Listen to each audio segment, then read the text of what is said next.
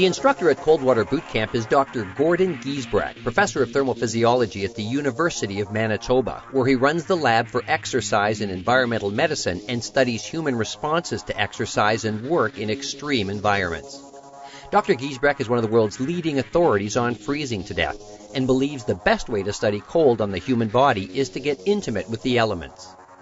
Gordon takes our boot campers into the classroom to teach them the 1-10-1 principle, 3 numbers that might help save your life in the event of a cold water immersion. So we devised a way to remember all 3 phases and to remember this graph with what we call the 1-10-1 principle. And the first thing, of course, is do not panic, because you have 1 minute to get your breathing under control, you have 10 minutes of meaningful movement, and 1 hour before you become unconscious due to hypothermia. But the point is you actually can survive a long time in cold water if you do the right thing.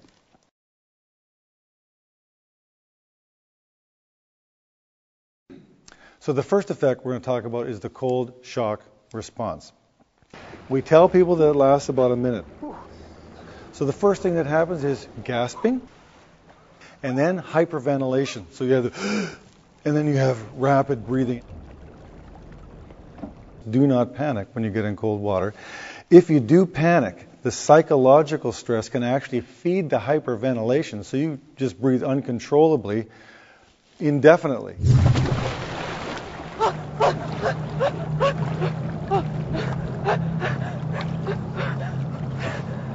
Normally, when we're walking, running, or swimming, we coordinate our swimming movements with our breathing.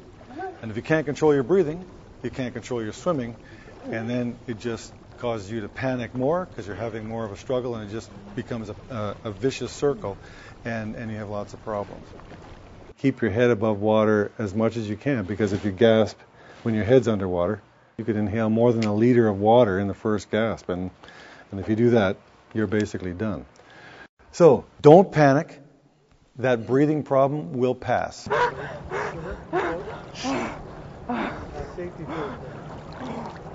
You have time then to consider your actions.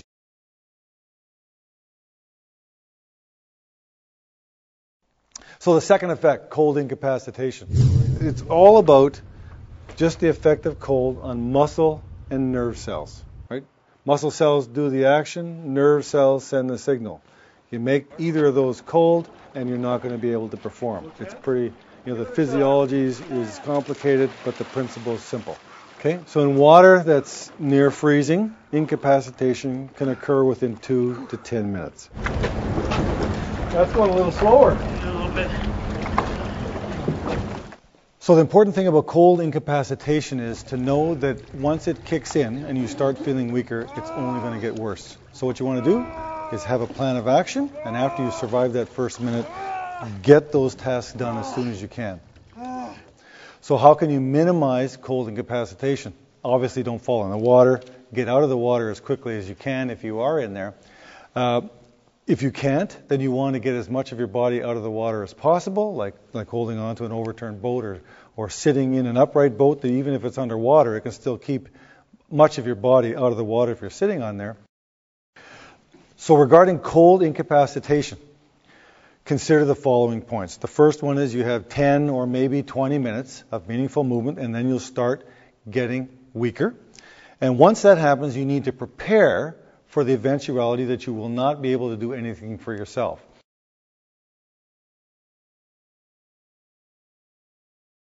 Now, if you survive the immediate short-term and mid-term phases, cold shock response, cold incapacitation, and you've not been rescued, but you're able to keep your head above water, you have a life jacket on, then you'll enter the third phase, which is hypothermia. And again, we said that takes at least 30 minutes to maybe an hour, even in cold, ice cold water. So just how cold is cold? We call cold water anything below 20 degrees Celsius, because anything below that, most humans, if they're in that water long enough, will eventually become hypothermic. They can't defend against those temperatures indefinitely. There's a number of things that can affect the core cooling rate. Obviously, the water temperature. The colder it is, the faster you get cold. the amount of the body that's immersed. That's why we tell people get as much of your body out of the water as possible. Body morphology, that's a fancy word for basically how much fat do you have and how much do you weigh. And generally, folks who weigh more will cool slower.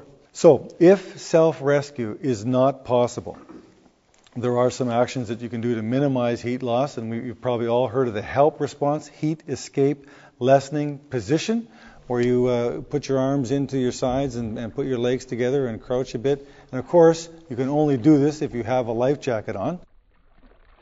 And also there's the huddle position, where 2 or 3 people can actually form a huddle, and by pressing themselves together, they can decrease the surface area for heat loss to the water.